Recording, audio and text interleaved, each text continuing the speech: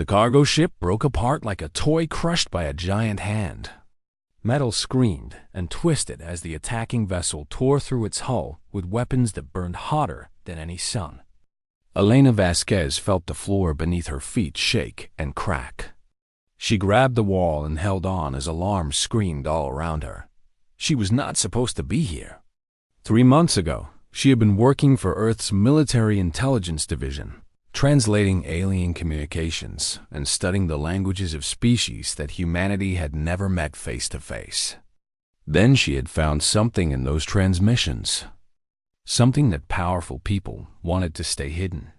Within a week, her apartment was burned, her identity was erased, and she was running for her life with nothing but forged documents and a job. On a cargo hauler heading to the outer colonies. Now that ship was dying around her. The lights went out.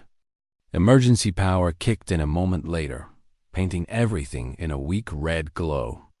Elena moved through the corridor, stepping over broken pipes and sparking wires.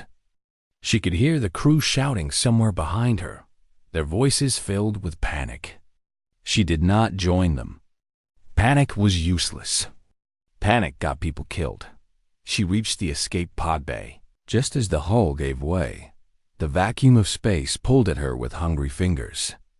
She grabbed the edge of a doorway and held on with all her strength as the air rushed past her.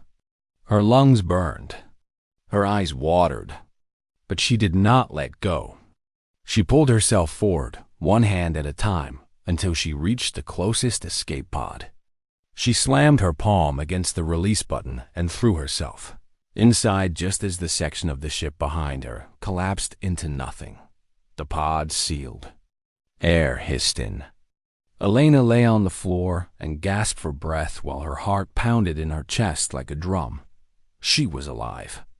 For now, the pod's small window showed her the remains of the cargo ship, spinning slowly in the darkness. Beyond it, she could see the vessel that had attacked them. It was massive, easily 10 times the size of her destroyed ship. Its design was nothing she had ever seen before. The hull was dark purple, almost black, covered in patterns that seemed to shift and move like living things. No running lights. No visible weapons. Just a silent predatory shape hanging in the void. Elena's training kicked in. She studied the ship, memorizing every detail she could see. The proportions suggested a crew of at least 200. The lack of visible weapons meant they were either hidden or the ship used technology she did not understand. The attack itself had been surgical and precise. These were not pirates looking for cargo. These were hunters looking for prey.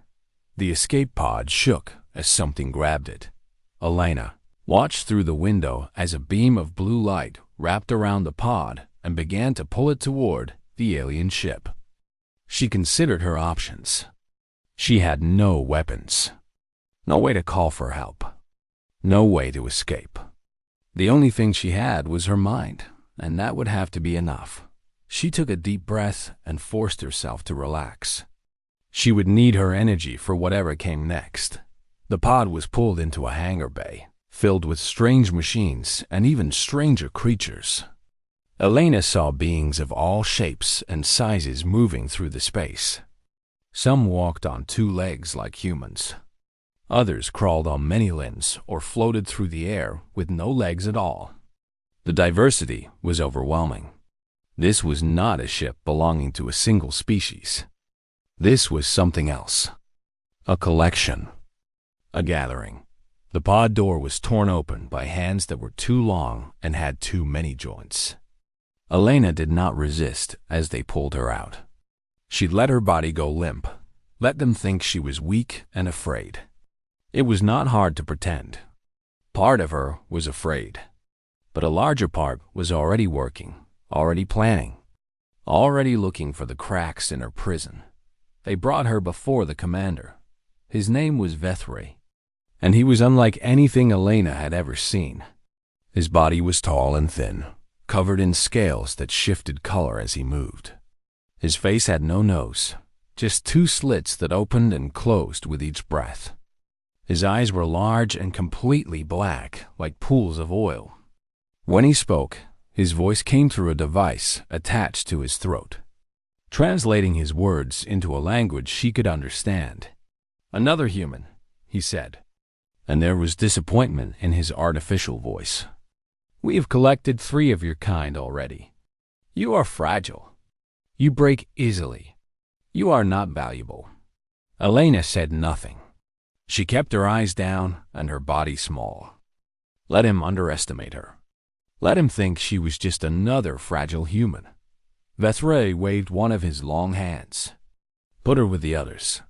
Perhaps we can sell her to the entertainment markets.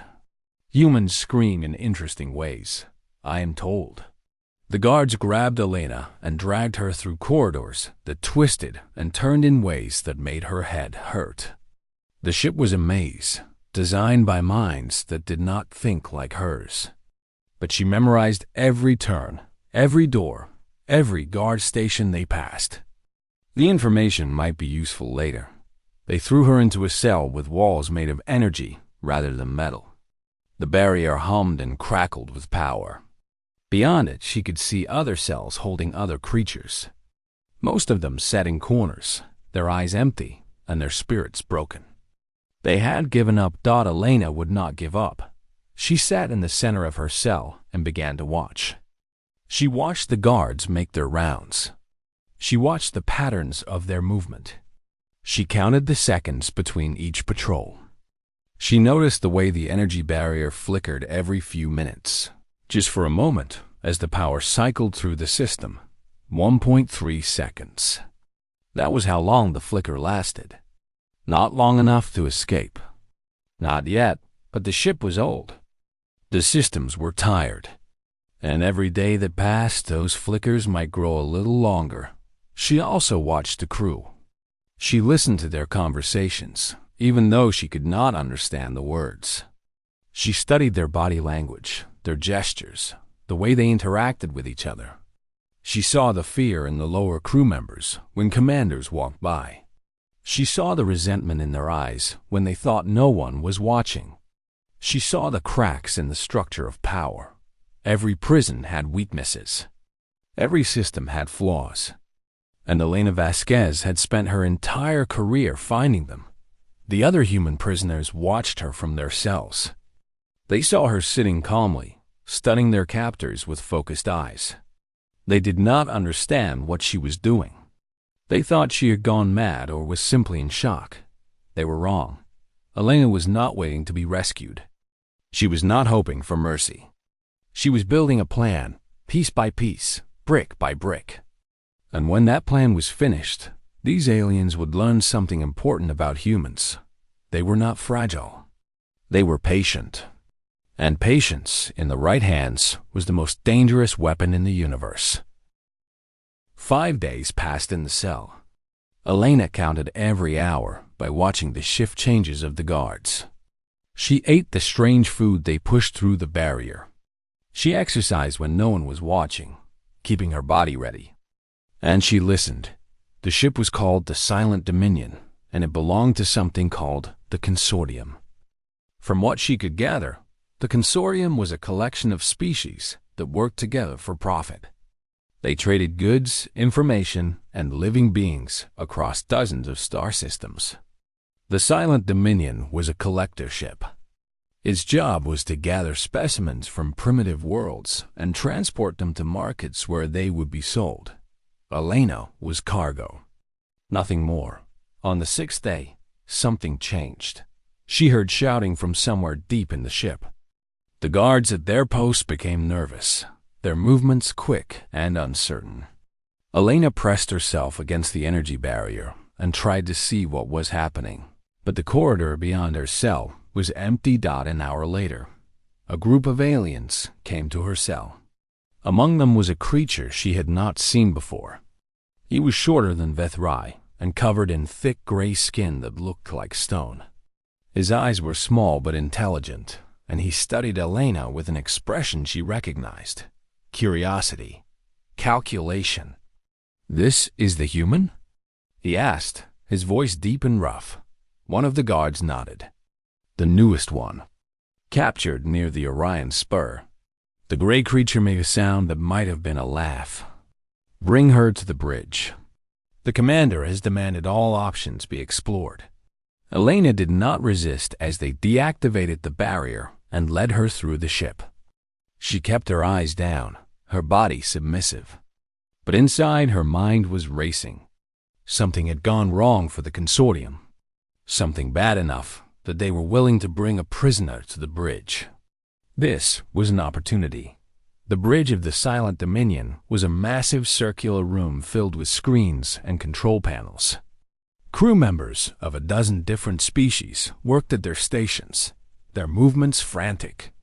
At the center of it all stood Commander Vethrai, his scales shifting through angry shades of red and orange. "This is your solution?" he demanded when he saw Elena. "A human? They are barely intelligent enough to operate simple machines." The gray creature stood his ground. "The Valkyrie merchant fleet has been waiting for 2 days, Commander. Our translation systems cannot parse their language. We have tried 17 different approaches. All have failed. The humans are known throughout the galaxy for one thing: pattern recognition. Their brains are unusually good at finding order in chaos." Vethrai made a hissing sound. "And if she fails, then we lose nothing but time. If she succeeds, we save a trade deal worth 12 million credits." The commander's black eyes fixed on Elena. She could feel his hatred, his contempt. To him, she was an insect that had somehow crawled onto his bridge. But she could also see something else in his expression: desperation. "Very well," he said at last. "Let the animal try." They led Elena to a console where the Valkyrie transmissions were playing on a loop. The sounds that came from the speakers were unlike anything she had ever heard. They were not words in any traditional sense. They were harmonics, layers of tones that rose and fell in complex patterns. The ship's translation software showed only errors and static. Elena closed her eyes and listened. The other crew members watched her with expressions of doubt and mockery. They whispered to each other in their own languages, probably making jokes about the stupid human who thought she could solve what their advanced technology could not. Elena ignored them. She let the sounds wash over her, not trying to understand them yet, just feeling their rhythm. The Valkyrie did not speak with words. They spoke with music. Each tone carried meaning. Each harmony added context. It was like trying to read a painting or understand a dance. After 20 minutes of listening, she opened her eyes. "I need something to write with," she said. The gray creature, whose name she learned was Keth, handed her a tablet. Elena began to work. She broke down the harmonics into their component frequencies. She mapped the patterns of repetition. She noted which combinations appeared most often and in what contexts. The crew watched in silence as she covered the screen with symbols and arrows and connections. Some of them began to look less doubtful. A few even leaned forward with interest. After 40 minutes, Elena looked up. "They're asking about payment terms for cargo," she said. "Specifically, they want to know if you'll accept partial payment in refined crystals instead of currency. They're also complimenting your ship, which I think is part of their negotiation ritual. Refusing to acknowledge the compliment would be considered an insult." Vethrai's scales shifted to a pale yellow. "You understood all that from noise? It's not noise. It's language. A different kind of language, but still language." Elena kept her voice calm and humble. "If you want, I can help you respond." The commander looked at Keth. The gray creature nodded slowly. "Let her try." For the next 3 hours, Elena served as the bridge between the Silent Dominion and the Valkyrie fleet. She translated their musical phrases into words the crew could understand. She coached Vethrai on how to respond in ways that would not offend. She caught small details that could have derailed the entire negotiation. When the deal was finally closed, it was worth not 12 million credits, but 15 million. Elena had found opportunities that the commander had not even known existed. The bridge was silent when the Teva silent when the Telean Valkyrie fleet finally departed. Every crew member was staring at the human female who had just done the impossible. Keth spoke first. "Perhaps we should not be so quick to sell this one." Vethri said nothing for a long moment. Then he waved his long hand at the guards. "Return her to her cell, but make sure she is fed properly, and have the medical team examine her. I want her kept healthy." Elena allowed herself a small smile as they led her away. She was no longer cargo. She was an asset. And assets were kept close.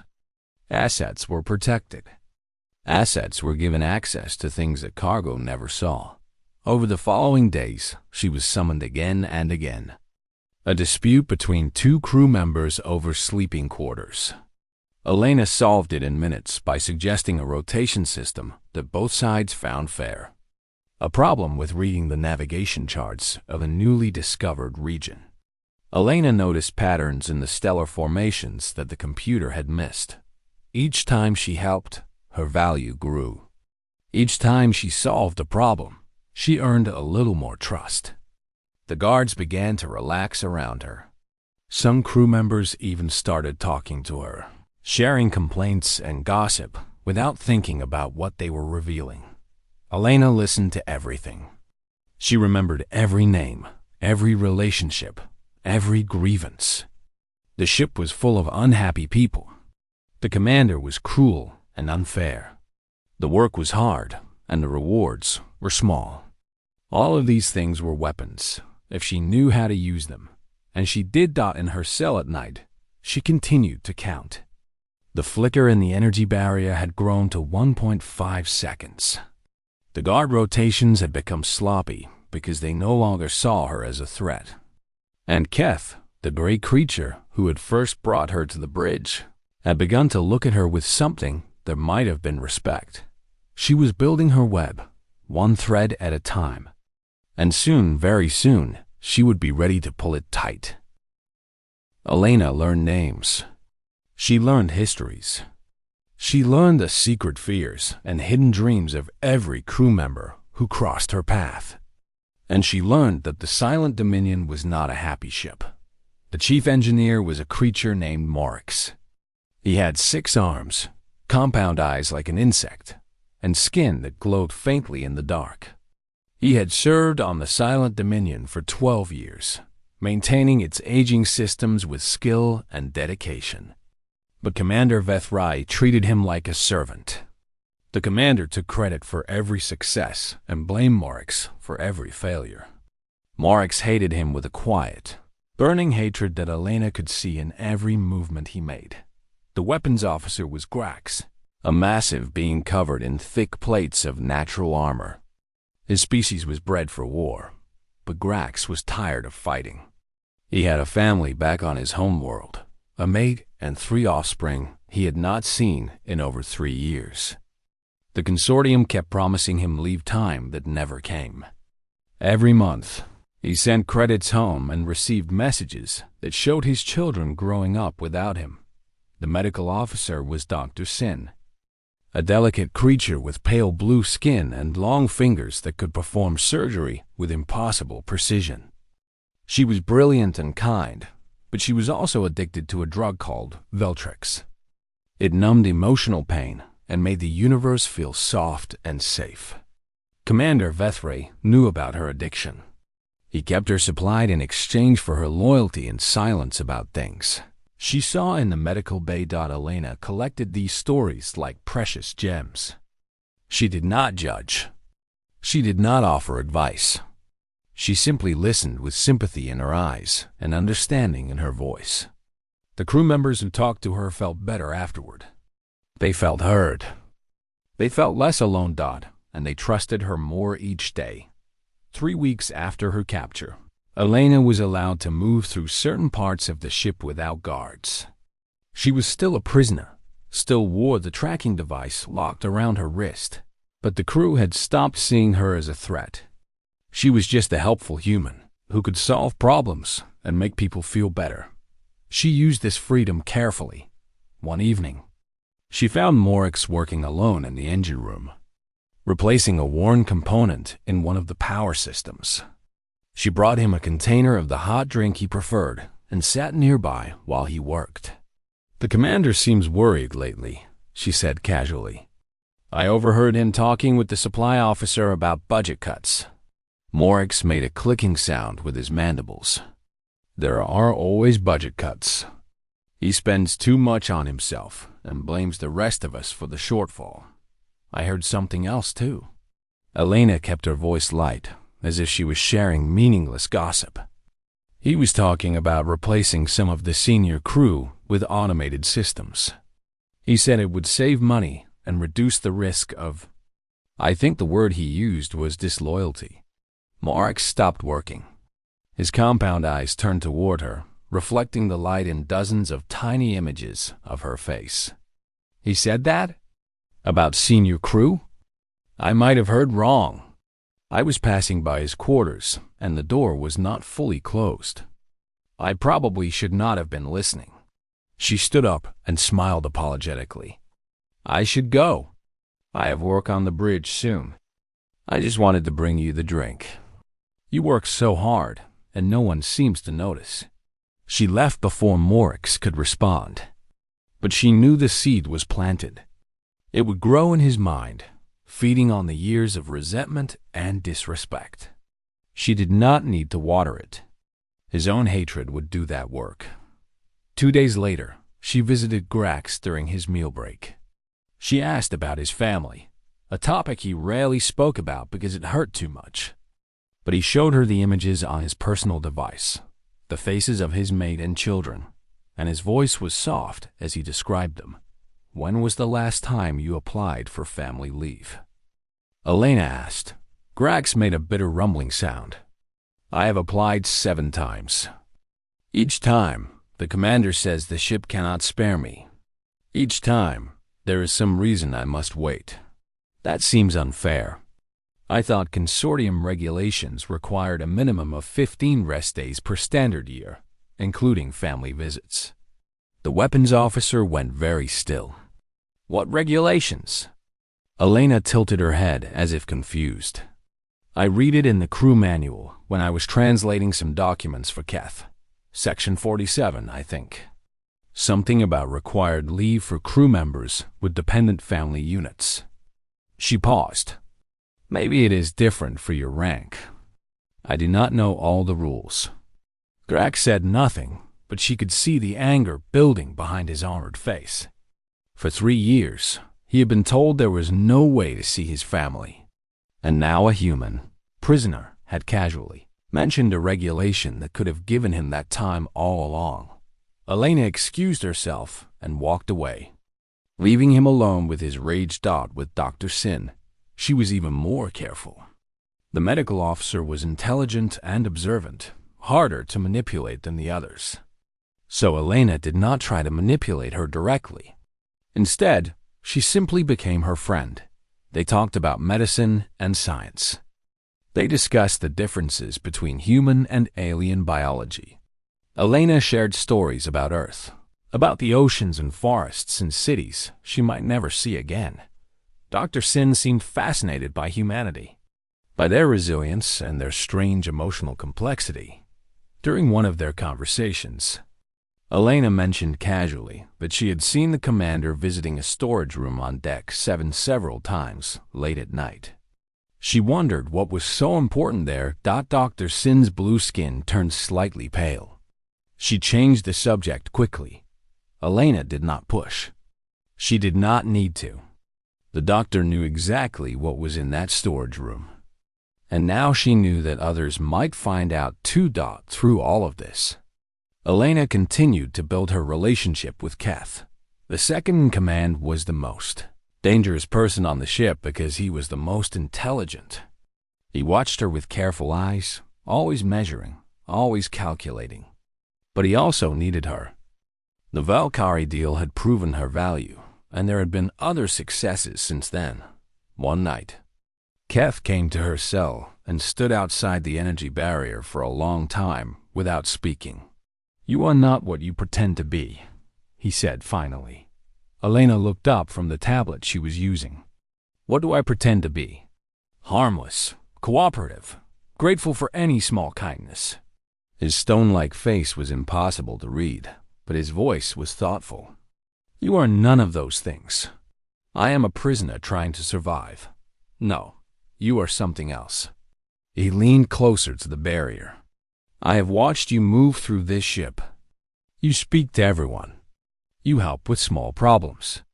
You remember every detail you learn. You are mapping us, Dr. Vasquez. You are finding our weaknesses." Elena felt her heart beat faster, but she kept her face calm. "Why would I do that?"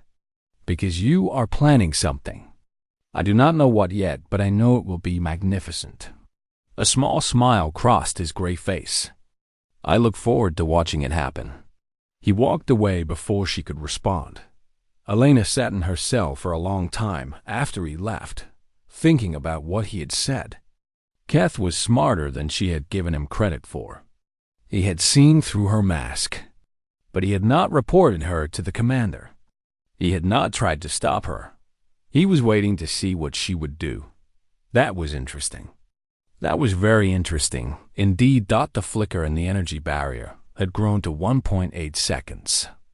The crew was divided into factions of suspicion and resentment. The commander was surrounded by people who hated him but feared him too much to act. Elena smiled in the darkness of her cell. The web was nearly complete. Soon it would be time to pull the threads. The mutiny began not with weapons or violence, but with paperwork. Morix filed his first complaint on a quiet morning when Commander Vethry was distracted by negotiations with the fuel station. It was a simple document, a formal report of 17 safety violations in the engine systems that had been ignored for over a year. According to consortium regulations, a ship with that many violations was required to stop for inspection at the nearest authorized station. The commander tried to dismiss the complaint, but Morix had been careful. He had documented everything with timestamps and photographs. He had found other crew members willing to sign as witnesses. The evidence was overwhelming. 2 days later, Grax submitted his own complaint. This one was about labor violations, specifically the denial of mandatory family leave for crew members with dependents. He included records of his 7 rejected requests and copies of the regulations that proved his rights had been violated. He sent copies to the Consortium Oversight Office, ensuring that the commander could not simply make the complaint disappear. Dr. Sin was next, though she did not file any documents herself. Instead, she simply stopped refilling the commander's supply of Veltrix. When Vethry demanded to know why, she told him that the storage room on Deck 7 had been discovered by maintenance crews and the contents had been logged officially. Using consortium medical supplies for unauthorized purposes was a serious crime. She was protecting herself by creating distance. The commander's scales turned colors Elena had never seen before. His voice became a weapon, sharp and cold. But there was nothing he could do. Too many eyes were watching now. Too many records had been filed. Within a week, the Silent Dominion was ordered to the nearest consortium station for a full investigation. The ship that had been Vethry's kingdom for 15 years was now his prison. Elena watched it all from her cell with quiet satisfaction. She had not started the fire. She had simply gathered the kindling and shown people where the matches were hidden. They had done the rest themselves, but she was not finished yet. On the night before the ship reached the station, Elena counted the flicker in her energy barrier one last time.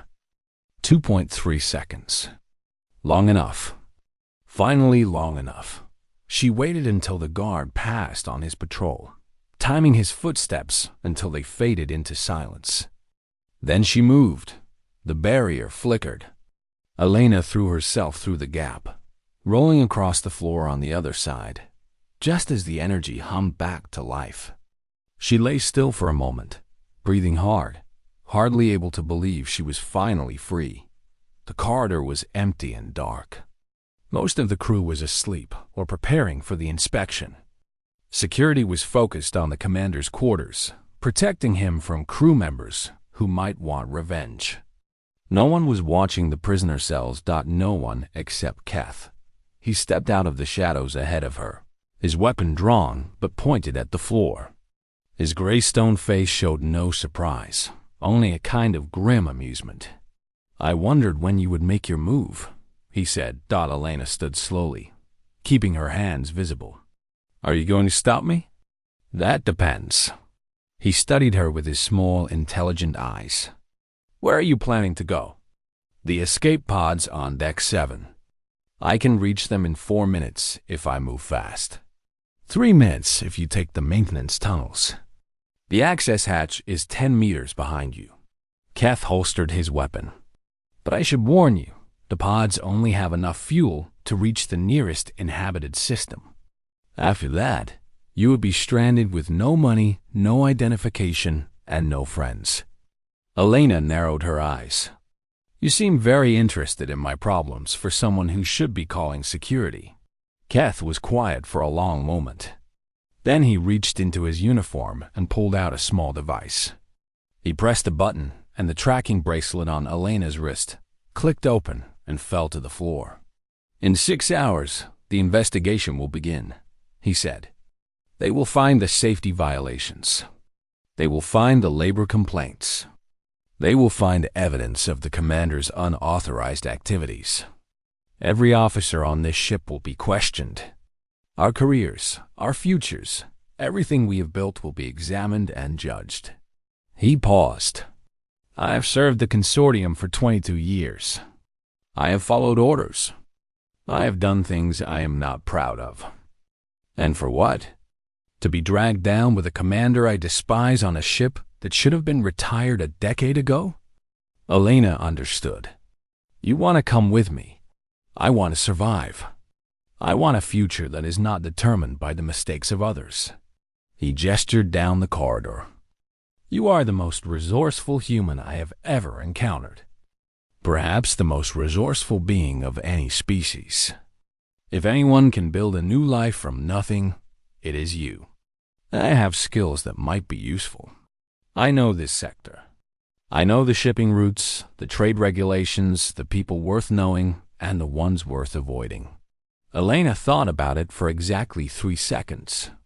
"The main tunnels. You lead." They moved through the ship like ghosts, avoiding the few crew members still awake. Keth knew every shortcut, every blind spot in the security systems. Elena memorized the route automatically, filing it away in case she ever needed it again. The escape pod bay was empty when they arrived. Elena climbed into the nearest pod while Keth programmed the launch sequence. The systems hummed to life around her. "There is a trading post at the edge of Valkyrie space," Keth said as he settled into the seat beside her. "Small, independent, not officially consortium territory. We can lose ourselves there while we decide what to do next." Elena nodded.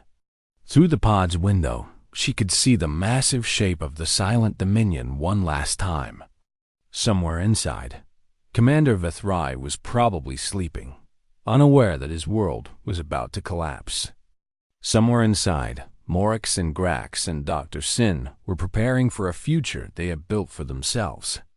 Somewhere inside, the other human prisoners were still in their cells. That thought made her pause. "The other humans," she said. "The ones captured before me." Keth's expression was uncomfortable. "They were sold at the last port. 3 weeks ago." "I am sorry." Elena closed her eyes. She had been too late for them. She had been so focused on her own survival that she had not even tried to help them. That failure would stay with her for a long time, but she could not change the past. She could only shape the future. "Launch the pod," she said. The escape pod shot away from the silent Dominion like a seed carried by the wind. Behind them, the collector ship grew smaller and smaller until it was just another point of light among the stars. Elena watched until it disappeared completely. Then she turned to face the darkness ahead. She was a fugitive now, an escaped prisoner with no home and no identity. The consortium would eventually realize she was gone. They might even come looking for her. But she had faced worse odds before. "Tell me about this trading post," she said to Keth. He began to talk, describing the station and its people, the opportunities and dangers that waited for them. Elena listened carefully, already beginning to plan. She had escaped one cage. Now she would build something new, something that belonged to her alone. And if the universe tried to put her in another cage, she would burn it down just like she had burned the last one. That was what humans did. They survived. They adapted. They kept moving forward. No matter how many times they were knocked down, Adelina Vasquez was going to show the galaxy exactly what that meant. 3 years passed like water through open fingers. The trading post at the edge of Valkyrie space had been everything Keth promised and more. It was a place where questions were not asked and pasts were not examined. Elena and Keth arrived with nothing but the clothes on their backs and the knowledge in their heads. Within a month, they had established themselves. Within a year, they had a reputation. Elena called her business Bridge Services. The name was simple, almost boring, but it described exactly what she did. She built bridges between people who could not communicate, between cultures that did not understand each other, between problems and solutions that seemed impossible to connect. Her first client was a mining company that could not negotiate with the local asteroid workers. The workers spoke a dialect that had evolved in isolation for centuries, mixing 3 different languages into something entirely new. Elena learned it in 2 weeks and helped both sides reach an agreement that made everyone rich. Her second client was a diplomat from a species that communicated through chemical signals. They needed to participate in a summit where everyone else used spoken language. Elena designed a translation system that converted their pheromones into words and words back into scents. The summit was a success, and suddenly everyone in the sector knew her name. More clients came. Merchants who needed to understand foreign markets. Governments who wanted to negotiate with species they had never contacted before. Even criminals sometimes, though Elena was careful about which ones she helped. She had rules. No slavers. No weapons dealers. No one who reminded her too much of Commander Vethrai. Keth handled the business side of things. He managed their finances, maintained their contacts, and kept them one step ahead of anyone who might want to cause problems. His knowledge of the sector was encyclopedic, and his understanding of consortium regulations allowed them to operate in gray areas where others feared to go. They made a good team. Elena was the mind, and Keth was the memory. Together, they solved problems that no one else could even. To find out their reputation grew until it reached ears that Elena had hoped would never hear of her. The message arrived on a quiet evening when she was reviewing documents in her small office above the trading post main corridor.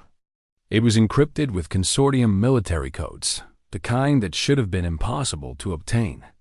But Elena recognized the sender's signature immediately. The consortium wanted to hire her. She laughed when she read it, a sharp sound that brought Keth running from the next room. "What is it?" he asked. She showed him the message. His stone face shifted through several expressions before settling on something between amazement and disgust. "They cannot be serious. They are completely serious." Elena read the message again, still hardly believing it. "They've made first contact with a new species. Very advanced, very powerful, and completely incomprehensible. Every linguist they have tried has failed. Every translator, every expert, every genius in their entire organization. They have spent 8 months trying to establish communication and gotten nowhere." Keth sat down heavily. "And now they come to you. The prisoner who escaped. The human who humiliated them. They do not mention any of that." Elena's smile was sharp as a knife. "In fact, They seem to have forgotten it entirely. Or perhaps they simply need me more than they need their pride. She contacted the other human prisoners in her spare moments over the years. 2 of them had been recovered from the entertainment markets and returned to human space. The third had died in captivity. Elena had made sure the people responsible for his death met their own ends shortly after. She was not proud of everything she had done in the last 3 years. But she was not ashamed of that. Now the same organization that had captured her, that had planned to sell her like livestock, was asking for her help. They were offering a fee larger than anything she had ever earned. They were promising immunity from prosecution, restoration of her legal status, and official recognition of her expertise. They were desperate. Elena made them wait 2 weeks before responding. Then she tripled her usual fee and demanded payment in advance. They agreed within hours. The negotiations with the new species took 3 months. Elena traveled to a consortium flagship, surrounded by admirals and diplomats who looked at her with mixtures of hope and suspicion. She spent weeks studying the alien communications, breaking down patterns that their best computers had missed, finding meaning in chaos that seemed truly random. The species called themselves the Resonance, a name that Elena translated from vibrations that existed at the edge of human hearing. They were ancient beyond imagination, having traveled between galaxies for millions of years. Their language was not just sound but mathematics, not just mathematics but philosophy. Not just philosophy, but art. Elena found it beautiful. When she finally established communication, the Resonants were pleased. They had been waiting for someone who could understand them, someone whose mind was flexible enough to grasp concepts that most beings could not even imagine. They had almost given up on the consortium entirely, but the human female was different. The human female was worth talking to. The treaty that followed was the most significant in consortium history. Access to technologies that advanced their civilization by centuries. Trade agreements worth more money than most species would see in 1,000 lifetimes. Peace with an ancient power that could have destroyed them without effort. And all of it was possible because of Elena Vasquez. The consortium offered her everything after that. Official positions, unlimited resources, a seat on their governing council. She turned it all down. She did not want to be part of their organization. She wanted to remain free, to choose her own clients and her own causes. But she did accept one thing, a formal apology. The document was written in 17 languages and signed by the highest officials in consortium leadership. It acknowledged that she had been wrongfully captured and imprisoned. It recognized her contributions to interstellar peace. It declared that no human would ever again be collected as a specimen within consortium territory. Elena had the apology framed and hung it on the wall of her office. Sometimes, late at night, she would sit and look at it. She would remember the cell on the Silent Dominion. She would remember counting the flicker in the energy barrier. She would remember the faces of the crew members she had manipulated and the rage of Commander Vethry when his world collapsed around him. Keth found her there one evening, staring at the frame with an expression he could not read. "Regrets?" he asked. "No." Elena shook her head slowly.